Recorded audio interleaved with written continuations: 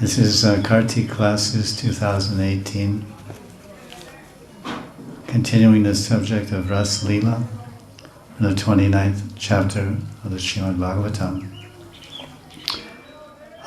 Starting 2012 until now, we have come to verse 46 in the Bhagavatam, chapter 29, 10th canto.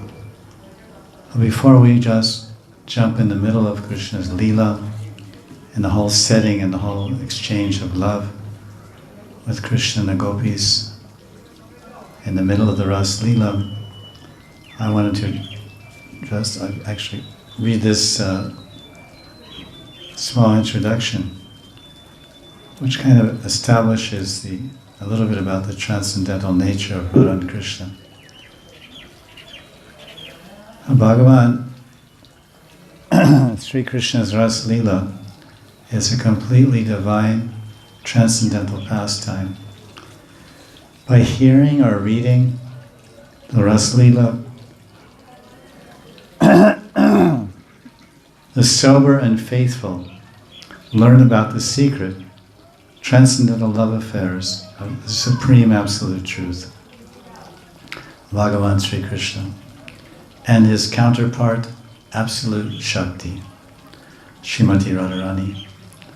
Krishna's innate power of divine beauty, love and bliss. Who is Radharani? Radharani is Krishna's innate power of beauty, love and bliss. Sounds attractive. Everyone's looking for such things. Sri Krishna's Rasa Lila is indeed a richly emotive, exciting and endearing love story that somewhat resembles the classic secret love stories of Romeo and Juliet, Odysseus and Penelope. Thus, from a completely uninformed external material viewpoint, one will misjudge and misconstrue the transcendental amorous affairs of Bhagavan Sri Krishna to be like like any young lovers of this limited world. However, there is one unique quality in Krishna's love story, Radha-Krishna's love story, that distinguishes it from any other love story in history, past, present, or tomorrow's love story. And what is that specialty? The Rasa Lila and all of Radha Shyam's Vraja-bhumi Lilas.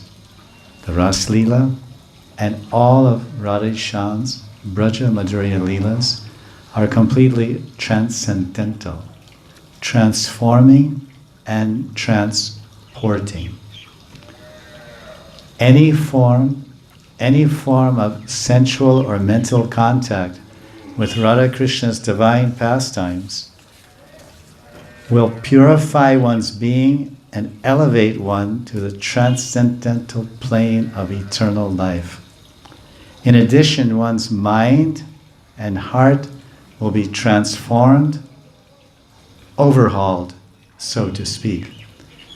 One will attain a new sanctified heart and an immaculately pure mind, totally devoid of lust, anger, greed, envy, and pride. Sounds impossible? Unbelievable? Never before seen in history. It's happening every moment, every year, life after life, and place after place. Those fortunate souls that dive deep into the ocean of Krishna's Rasa Lila, they come up as a new being. You dive in the ocean as a caterpillar, and you come out of the ocean as a butterfly.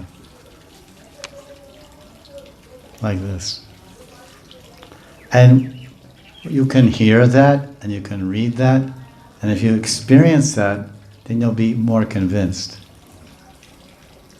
So, that's why we like to share these discussions of Rasa Lila.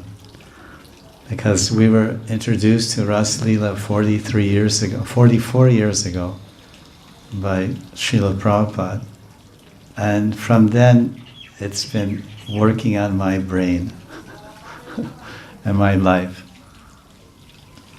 So I can testify to some small degree, some effect.